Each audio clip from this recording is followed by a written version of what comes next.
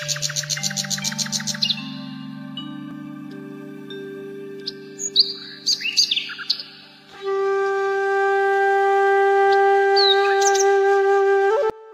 Everyone, good morning. কেমন আছো তোমরা সবাই?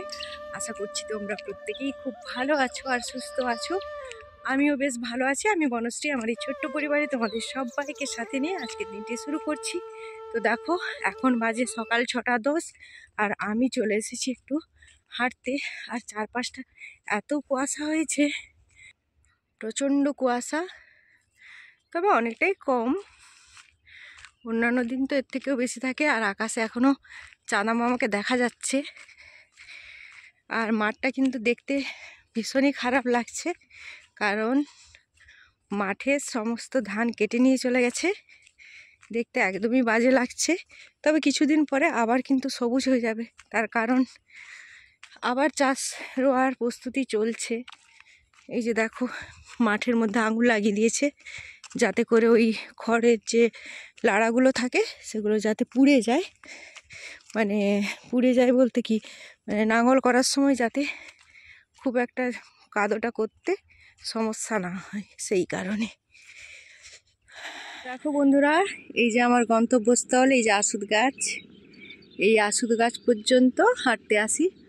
আর আমাদের বাড়ি থেকে এর দূরত্ব পুরো 1 কিলোমিটার, মানে আসা যাওয়া নিয়ে আমার 2 কিলোমিটার হাঁটা হয়েই যায় সকালে। তো সকাল সকাল তো হাঁটা খুবই ভালো, তোমরা তো জানোই। আর ওই যে দেখো সূর্যি মামা কিভাবে উঠেছে লাল। এই যে দেখো সূর্যি মামা লাল হয়ে উঠেছে। বেশ দেখতে দারুণ লাগছে না সকালটা? খুব সুন্দর লাগছে একদম সকালটা।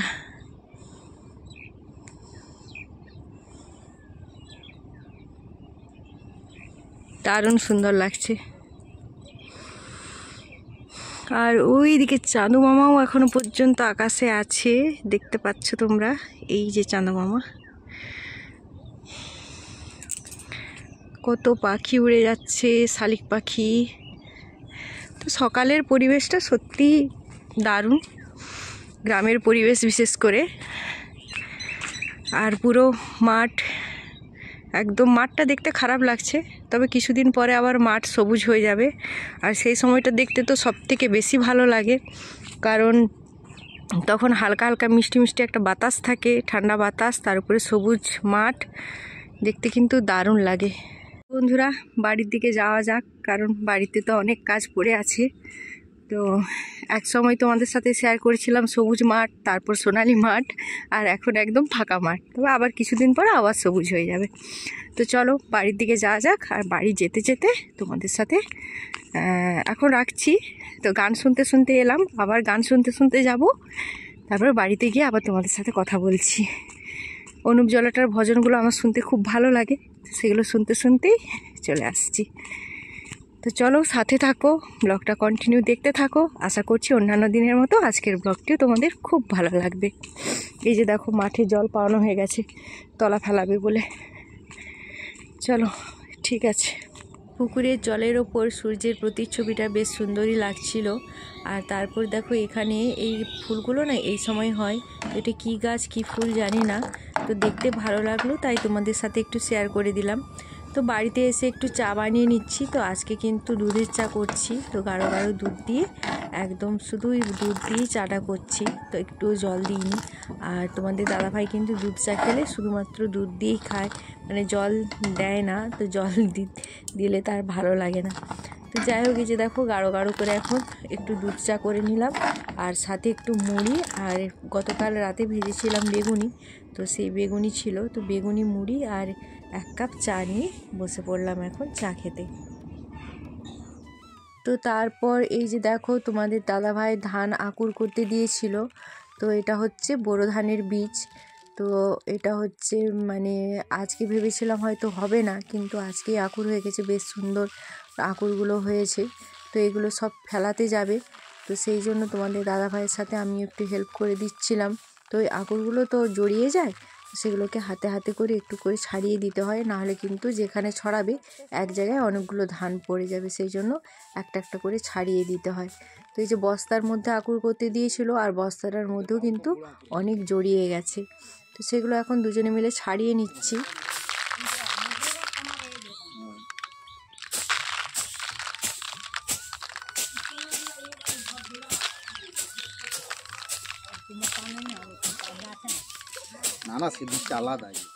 আর এই যে দেখো আমি এখানে বস্তাগুলো থেকে একটা একটা করে ধান ছাড়িয়ে নিচ্ছি, কারণ একটা ধানের বীজ মানে একটা গাছ, তো একটা ধানও যেন না থাকে, তোমাদের দাদাভাই বলল।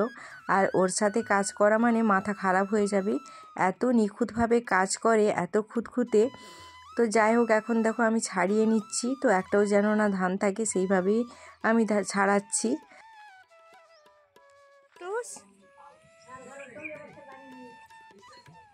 রোদ পোয়ানো হচ্ছে। কিরে রোদ পোয়াচ্ছ? খুব ঠান্ডা লেগে গেছে না? তো ওইদিকে ধানগুলোকে ছাড়িয়ে তো ভালোভাবে বস্তায় ভরে তোমাদের দাদাভাই নিয়ে গেল, তো ওর সাথে আমিও একটু লাগালাগি করে দিলাম। আর স্ট্যান্ডটা যেহেতু নিয়ে আসা হয়নি, তো সেই জন্য ক্যামেরা অন করিনি, কারণ স্ট্যান্ডটা আমার ছাদে থেকে গেছে। আর এই যে দেখো কুটুস টুনটুনি দুজনেই রোদ পোয়াচ্ছিল, তো আমি যেই ডাকলাম ওরা চলে যাচ্ছে, তো ওদেরকে এখন খেতে দেবো। যা মুড়ি খেলে, তোর আবার কঠিন সুখের মুখ, যা খা, চলে যা। তো এখন আমি স্নান করে নিয়েছি, আর স্নান করে দেখো এই ডিবাগুলো সমস্ত ধুয়ে নিয়ে চলে এসেছি। তো এগুলো মশলার ডিবা, মশলা তো এখন আর নেই, তো খালি হয়ে গেছে। তো ভাবলাম যে এগুলো ধুয়ে রোদে দিয়ে দিই, আবার নতুন করে বাজার নিয়ে আসলে এগুলোতে ভরে রাখবো, তো সেই জন্য এখন সমস্তগুলো রোদে দিয়ে দিচ্ছি। তো আজকে ভেবেছিলাম নিজের বেডরুমটাকে একটু ডিপ ক্লিন করবো, কিন্তু সেটা আর হলো না, কারণ তোমাদের দাদাভাই ফোন করে বললো একজন কাজের লোক ভাত খাবে। তো ভাত খাওয়া মানে কি বলো তো, সেই 12টা সাড়ে 12টার মধ্যে রান্না করে দিতেই হবে, তো সেই জন্য আজকে আর এসব কাজ করলাম না।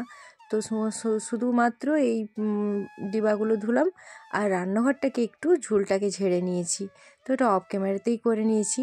তো চলো আমার মিষ্টি মিষ্টি বন্ধুদের একটু নাম নেওয়া যাক।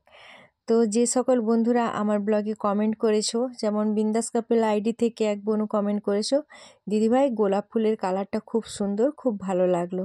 তো সত্যি গোলাপ ফুলের কালারটা না ভীষণ সুন্দর, ওইটা ভাই নিয়ে এসেছে, আর ওই গোলাপ ফুলের চারাটা নিয়েছে 45 টাকা, টাকা অনুপাতে সত্যিই গাছটা খুব ভালো হয়েছে, আর ফুলের কালারটা তো খুবই সুন্দর। আমি কিনতে গিয়েছিলাম, কিন্তু তখন আমি পেয়েছি তখন বলেছিল আমাকে 85 টাকা, তো ভাই কিন্তু অনেক ভালো পেয়েছে। তো তারপরে এই যে দেখো একটু সবজি কেটে নিয়েছি, আজকে রান্না করব সিম আলু মূলো বেগুন দিয়ে, আর শাক দিয়ে, খসলা শাক দিয়ে একটা ঘন্ট বানাবো। আর কি বলতো, শীতকালে এরকম সবজি দিয়ে কিন্তু ঘন্ট খেতে বেশ ভালোই লাগে, মূলোটা থাকে তো, মূলো দিয়ে দিলে কিন্তু যে কোনো তরকারির একটা আলাদা স্বাদ আসে।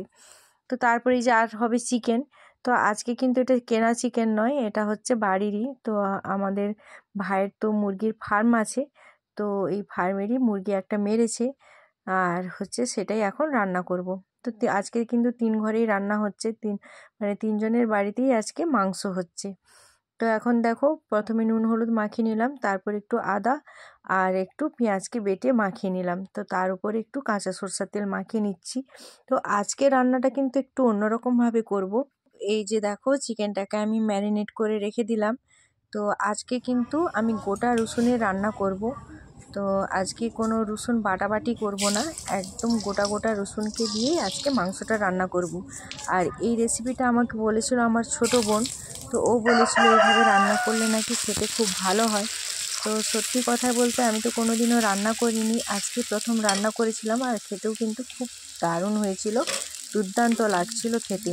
তো গোটা রসুন দিয়ে যে এত সুন্দর রান্না করা যায় আমি সত্যিই আগে জানতাম না, তো আজকে ফার্স্ট টাইম করেছিলাম, তো খুব ভালো লাগলো। আর কি বলো তো, এই কথাটা একদমই সত্যি যে শেখার কোনো বয়স হয় না। তো আমরা ছোট থেকে বড় সবাইয়ের কাছেই কিন্তু কোনো না কোনো শিক্ষা নিয়েই থাকি। তো কখনো কখনো ছোটদের কিছু কথাও আমাদের অনেক কাজে লেগে যায়। যেমন বোন আমাকে এই রেসিপিটা বলল, তো সত্যি রেসিপিটা করে খেলাম, সত্যি খুব ভালো লাগলো। তো এটা শিখতেও পারলাম যে হ্যাঁ এইভাবেও রান্না করা যায়। তো আজকে দেখো আলুগুলোকে কিন্তু আর আলাদা করে সেদ্ধ করিনি, কারণ আমার হাতে একদমই টাইম ছিল না। আর তোমাদের তো বললাম যে একজন কাজের লোক হয়েছে, সে ভাত খাবে, তো সেই জন্য আজকে আর একদম তাড়াতাড়ি করে রান্না করছি। তো আলুগুলোকে সেদ্ধ করে নিলে ভালো হতো, যাই হোক সেটা আর হলো না।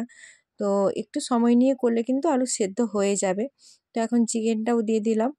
তো চলো, দ্য স্কেচ বুক আইডি থেকে বিধান ভাই কমেন্ট করেছো, দিদি ভোর 4:30টার সময় তোমার ব্লগ দেখছি।